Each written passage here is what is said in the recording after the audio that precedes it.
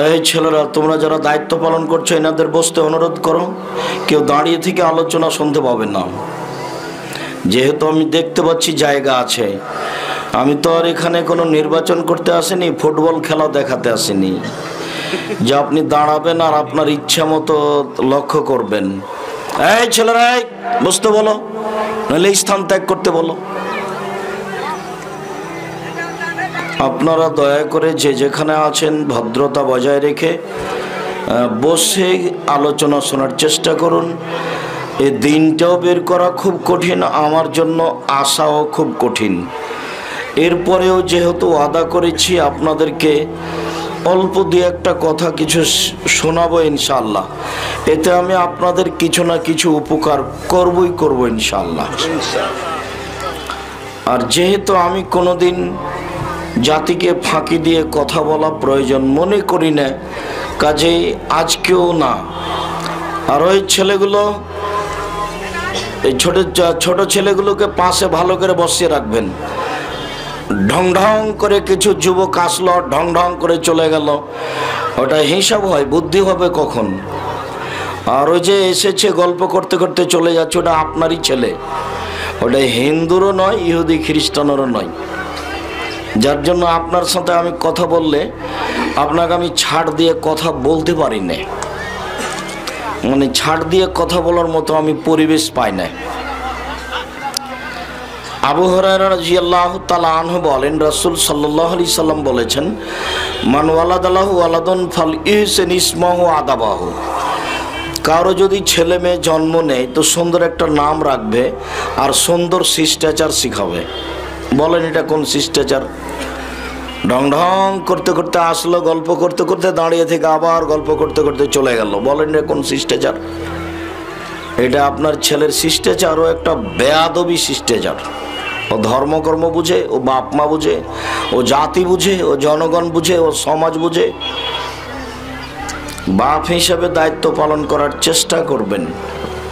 আপনারই ফল এটা, যেটা আপনি রাস্তাঘাটে দেখতে পাচ্ছেন। নিজের ফল ভালো করার চেষ্টা করেন, আল্লাহ ভালোবাসবে। যেহেতু ছেলে মেয়ে আপনারই উপার্জিত সম্পদ, আল্লাহ রাসূল বলছেন,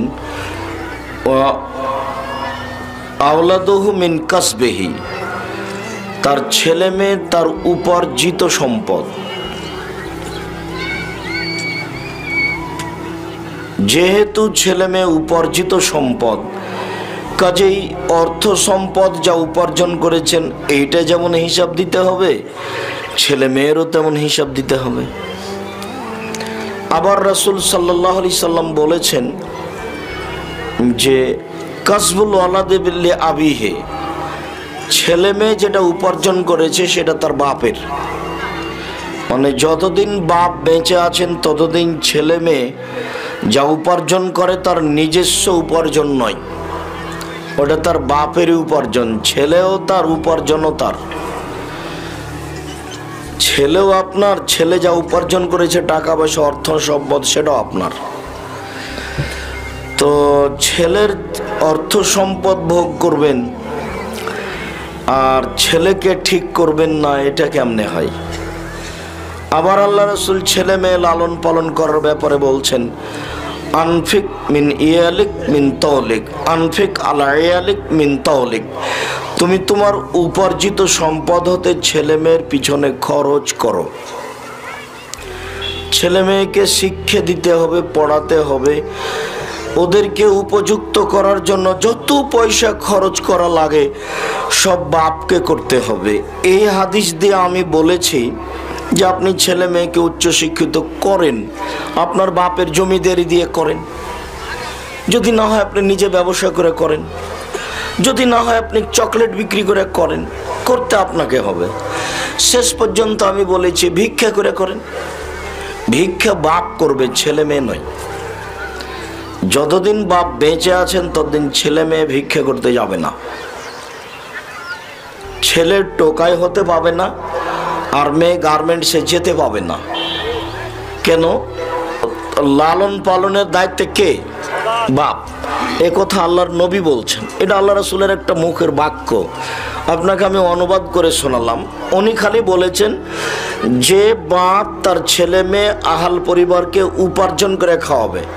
তো আমি এই কথাটাকে বলেছি উপার্জন আপনার বাপের জমিদারি দিয়ে খাওয়ান, এটাই যদি হয়, নইলে আপনি ব্যবসা করে চাকরি করে খাওয়ান, উপার্জন করে খাওয়াবেন। তো আমি স্তরটা নামাতে নামাতে আমি নিজের ভাষাতে ভিক্ষা করাতে নিয়ে এসেছি। তার মানে আমি বোঝাতে চাচ্ছি যে উপার্জন করতে গিয়ে যদি ভিক্ষা করা বাপকে লাগে তো বাপ ভিক্ষা করুক, ছেলে মেয়ে নয়। আমি মনে হয় বোঝাতে পারি না ভালো করে। মানে আদেশটা আল্লাহর নবী বাপকে করছেন যে তুমি তোমার ছেলে মেয়েকে পড়াও, মানুষ করো, খরচ করো, দেশ বিদেশে পাঠাও, কিভাবে খরচ করা লাগবে করো। তোমার বাপ ধনী মানুষ, তো বাপের জমিদারি দিয়ে করো, নিজে উপার্জন করে করো, মানুষের বাড়িতে কাজ করে করো। নামতে নামতে নামতে আমি নিচে এসে বলছি যে ভিক্ষে করে হলেও উপার্জনের দায় দায়িত্ব কার? বাপের। এটা রাসূল সাল্লাল্লাহু আলাইহি ওয়াসাল্লামের বাক্যতে আমি এভাবে বুঝালাম আপনাকে।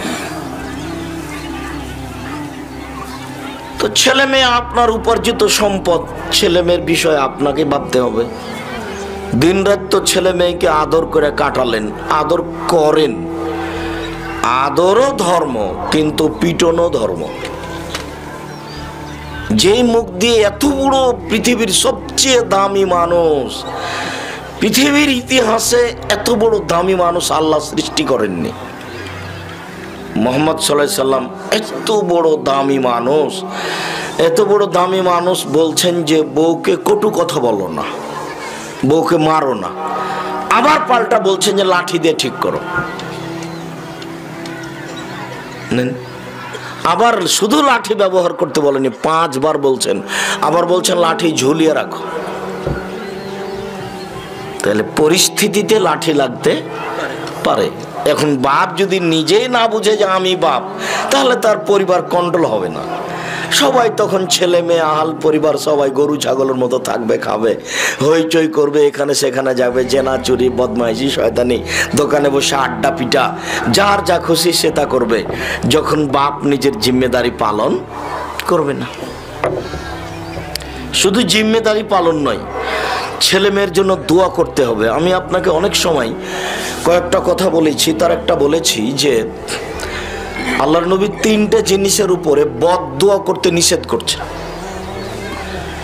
এক, নিজের জন্য কোনো সময় বদদোয়া করবেন না, ঝামেলা, বেঁচে থাকার চেয়ে না থাকাই ভালো।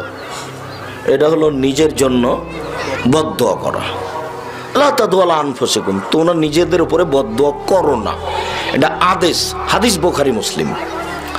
2, ওয়ালা তাদু আলা আমওয়ালিকুম, নিজের অর্থ সম্পদের উপরে বদদোয়া করো না। এইসব টাকা পয়সার ঝামেলা, জমি জায়গার সব ঝামেলা, এই মামলা থেকে ওই মামলা, এই জমি জায়গা না থাকাই ভালো। এইভাবে কথা বলতে আল্লাহ নবী নিষেধ করেছে যে অর্থ সম্পদের উপরে বদদোয়া করো না। 3 নম্বর বাক্যে বলছেন ওয়ালা তাদু আলা আওলাদিকুম, ছেলে মেয়ের উপরে বদদোয়া করো না।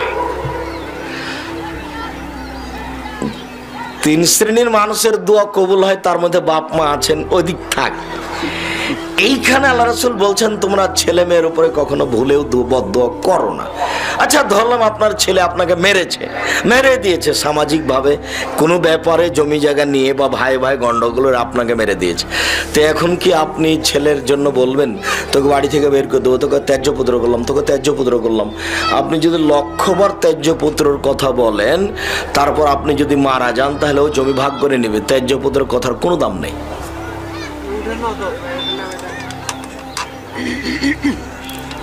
আর এই যে ছেলে মারলো, এখন কি তাড়াহুড়া করে অজু করে ঘরে আসবেন, ঘরে এসে 2 রাকাত সালাত আদায় করে আল্লাহকে হাত তুলে বলেন না, আমি তো এভাবে ছেলে চাইনি, তুমি আমাকে ছেলে ফিরিয়ে দাও, আমাকে ছেলে ফিরিয়ে দাও। তারপরে কোনো কথা, আমি হাত নামাবো না, না ফিরালে। আমি হাত নামাবো না তোমার দরবার থেকে, তুমি আমাকে ছেলে ফিরিয়ে দাও। তার মানে ছেলে এখন আমার কাছে আসুক, এসে হাত পা ধরে বলুক যে আব্বা আমার ভুল হয়েছে, আমাকে ক্ষমা করেন।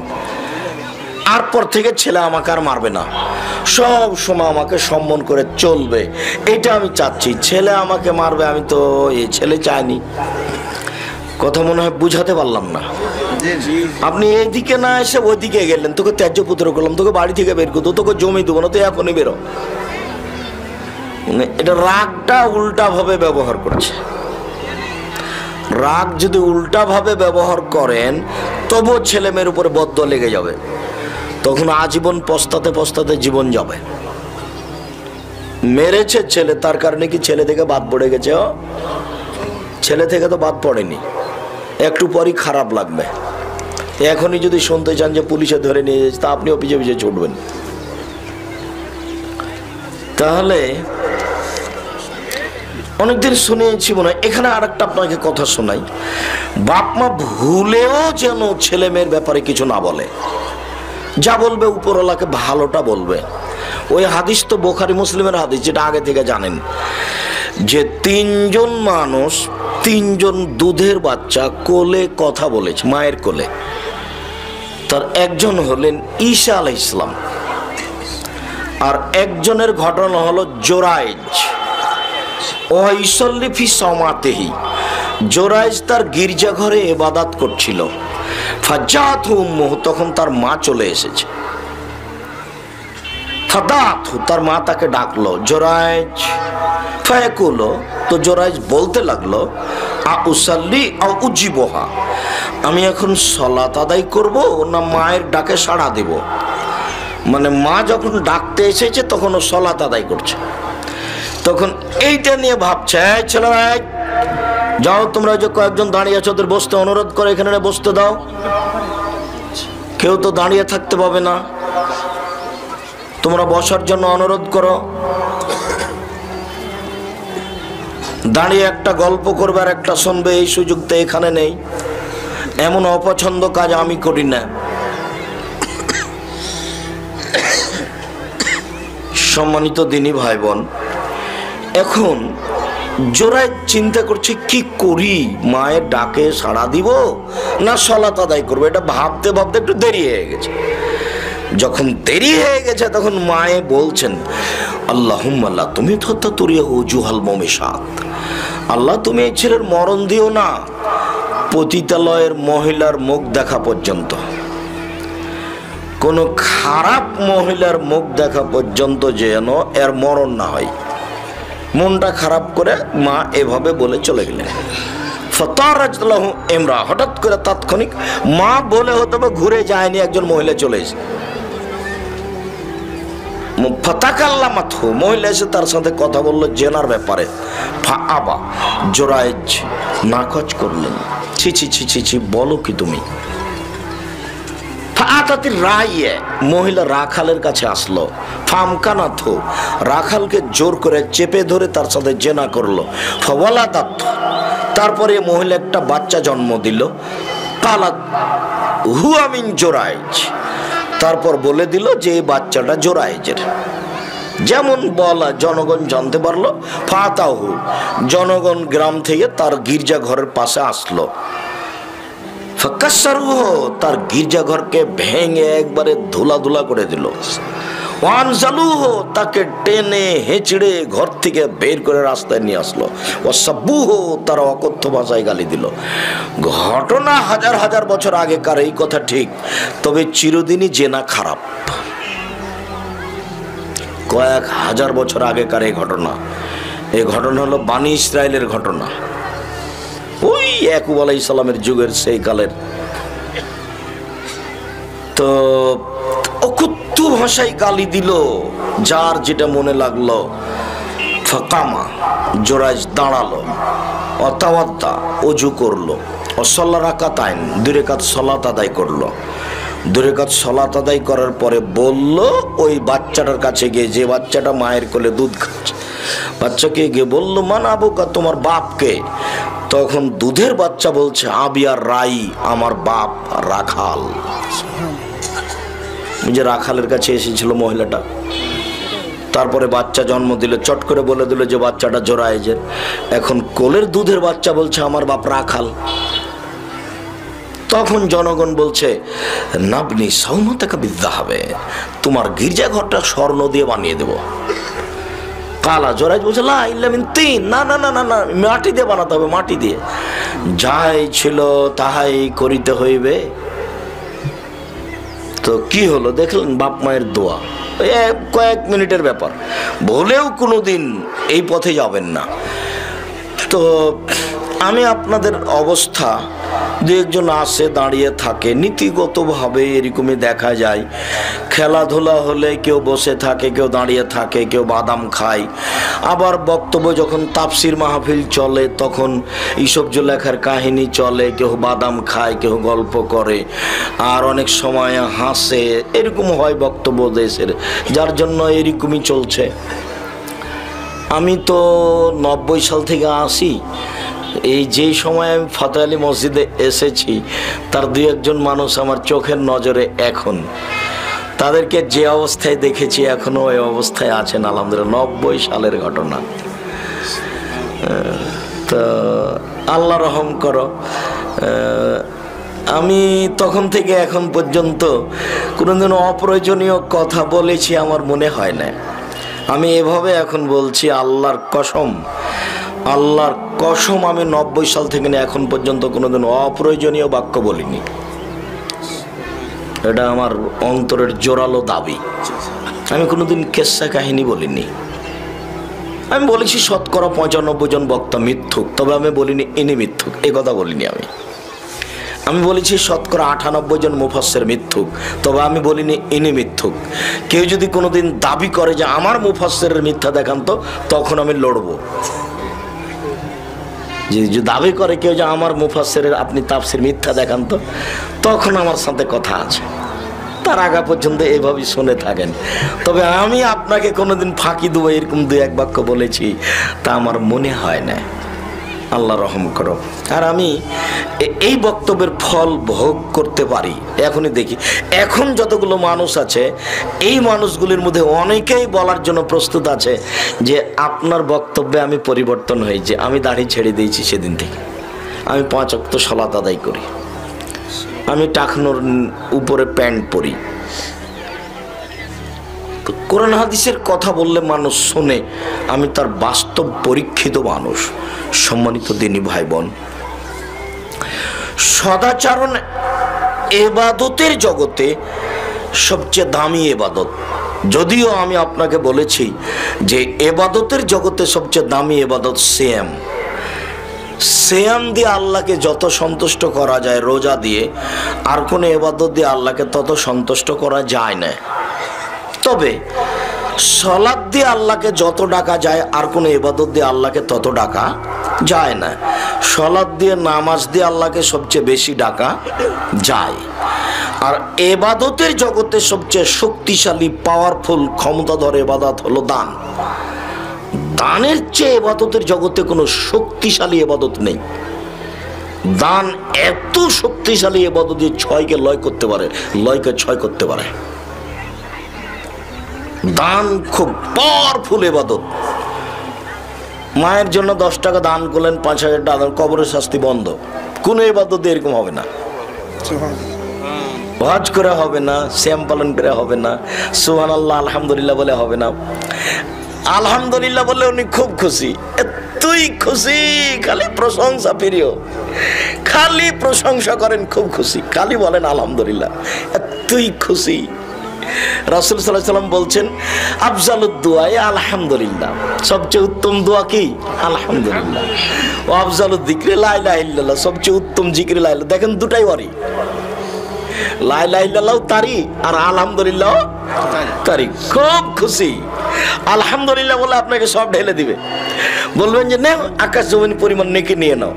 সুবহানাল্লাহি ওয়া বিহামদিহি সুবহানাল্লাহিল আযীম যদি বলেন তাহলে বলবেন যে তোমার দাঁড়ি পাল্লা যা আছে নেকি দিয়ে ভর্তি করে দিলাম না। খুব প্রশংসা প্রিয় মানুষ, বুঝে না, যার জন্য একটু বলতে পারে না। মুসা আলাইহিস সালামকে আল্লাহ বলছেন জি ফেরাউনের কাছে যেতে হবে, সীমা লঙ্ঘন করেছে। না, আমার মুখে জড়তা আছে, আমি পারবো না, যে কথা বলতে পারবো না।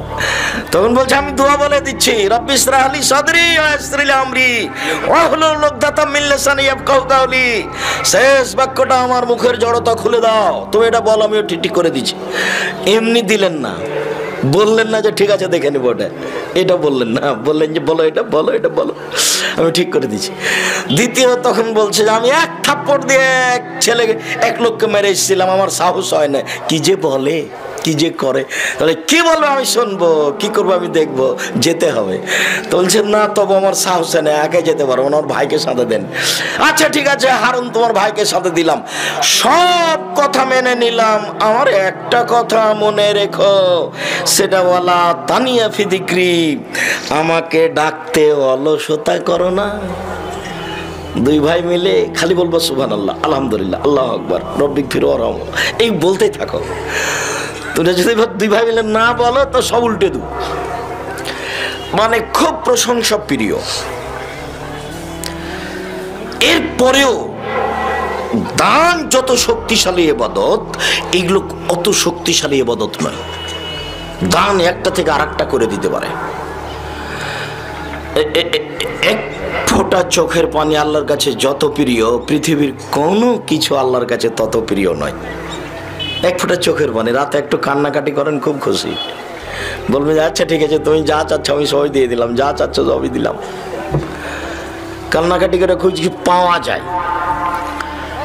আর দান দিয়ে সব বন্ধ হয়ে যায়। এইবার যেটা বলতে চাচ্ছি সেটা হলো সদাচারণ। একটু আগে যে বললাম, ইবাদতের জগতে সবচেয়ে দামি গুরুত্বপূর্ণ ইবাদত সদাচারণ। এইটা কিভাবে প্রমাণ করব যে সবচেয়ে দামি ইবাদত? এটা যে বললাম, এখন কিভাবে প্রমাণ করা যায়?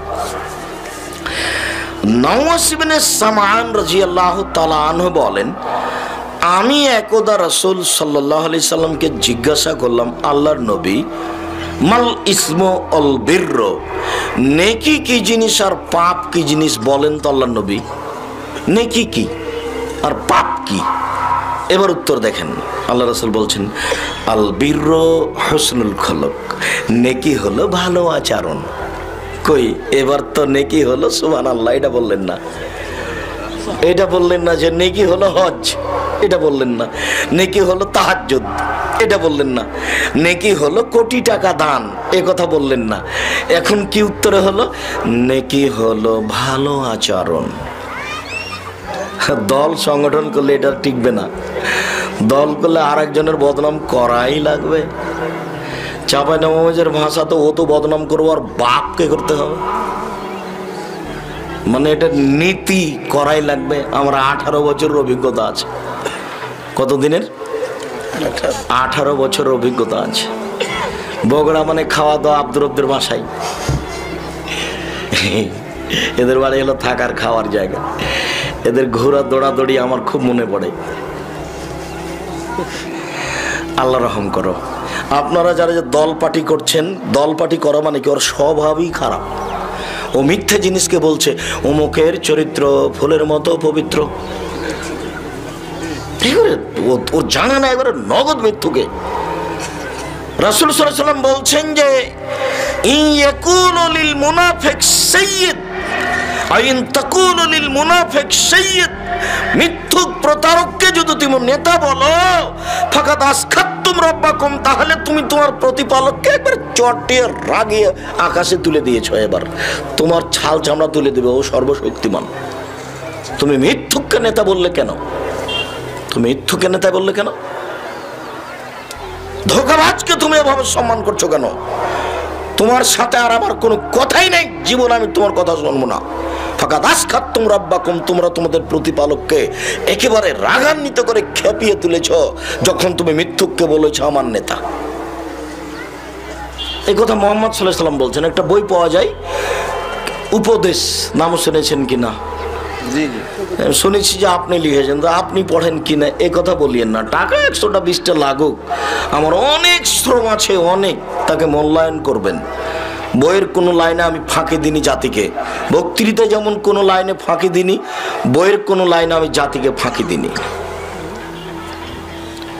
ওই বইয়ে পাবেন এই হাদিসটা দেওয়া আছে। সম্মানিত দিনী ভাই বোন, আমি আপনাকে জোরালো অনুরোধ জানিয়ে বলছি, রাসূল সাল্লাল্লাহু আলাইহি ওয়াসাল্লামকে জিজ্ঞাসা করো আল্লাহর নবী নেকি কি জিনিস, তখন তিনি উত্তরে কি বললেন? ভালো আচরণ। এইবার দেখেন ধারাবাহিক কয়েকটা হাদিস, ভালো আচরণ। আবু হুরায়রা রাদিয়াল্লাহু তাআলা আনহু বলেন, রাসূল সাল্লাল্লাহু আলাইহি সাল্লাম বলেছেন, ইন্নে ফিল জান্নাতে লা গোরাফুন, নিশ্চয় জান্নাতে কতগুলি ঘর আছে, ইরা জাহিরুহু মিন বাতিনিহা বাতিনুহু মিন জাহিরিহা, যার ভেতর থেকে বাহির দেখা যায়, বাহির থেকে ভেতর দেখা যায়, খালি টকটক টকটক করছে, ঝকঝক করছে, খুব উন্নত মানের ঘর, উন্নত মানের পদার্থ দিয়ে তৈরি। তো সাহাবীগণ বলছেন, লেমান হাজে, এত দামি ঘর কে পাবে? কে পাবে এত দামি ঘর? কে পাবে? তখন আল্লাহ রাসূল বলছেন, লেমান আলানাল কালামা, যার মুখের ভাষা নরম সে পাবে, যার ভালো আচরণ সে পাবে। প্রথম কথা এটাই নেন। এবার আপনি দল সংগঠন করলে বা কোনো কিছু করলে বা টাকা পয়সা বেশি হলে টিকতেই পারবেন না আপনি। এই সদাচরণের উপরে টিকে রাখা খুবই কঠিন। একটুতে আপনি বলবেন, এই তোকে অমুক করলাম, এই তোকে দেখে না, ওকে যা লাগবে খরচ করবো, ওকে আগে মারে। সদাচরণ আমার আপনার থেকে বহু দূরে, বিভিন্ন ভাবে। একটু দামি ঘর কে পাবে? যার মুখের ভাষা নরম সে পাবে, যার ভালো আচরণ সে পাবে। আয়েশা রাদিয়াল্লাহু তাআলা আনহা বলেন, রাসূল সাল্লাল্লাহু আলাইহি ওয়াসাল্লাম বলেছেন, ইন্নামাল মুমিন ইয়াজুদু বিহুসনি খুলুকিহি দারাজাতাস সাইমুল কায়েম, নিশ্চয় মোমেন তাহাজ্জুদ পড়ে যত নেকি পায়, নিয়মিত সিয়াম রোজা থেকে যত নেকি পায়, সদাচরণে তত নেকি পায়। তাহাজ্জুদ পড়ে যত নেকি হবে, নিয়মিত নফল সিয়াম রোজা থেকে যত নেকি হবে, সদাচরণে তত নেকি হবে। একটা সমান দুইটা, একটা সমান দুইটা। তাহাজ্জুদ পড়লে, নিয়মিত তাহাজ্জুদ পড়ে নেকি হবে। নিয়মিত নফল সিয়াম থাকেন অনেক নেকি, বৃহস্পতিবার সোমবার প্রতি মাসে 3 দিন, 13, 14, 15, অনেক নেকি। কিন্তু এই দুটা নেকি একসাথে উপার্জন করতে পারবেন কি দিয়ে? সদাচরণ দিয়ে, ভালো আচরণ দিয়ে।